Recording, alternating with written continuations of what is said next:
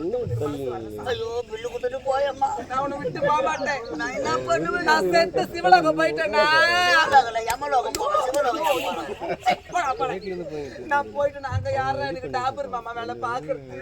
அதனால இங்க பார்த்த மாதிரி நீ தான்ப்பா அங்கேயே வந்து பாக்கணும்.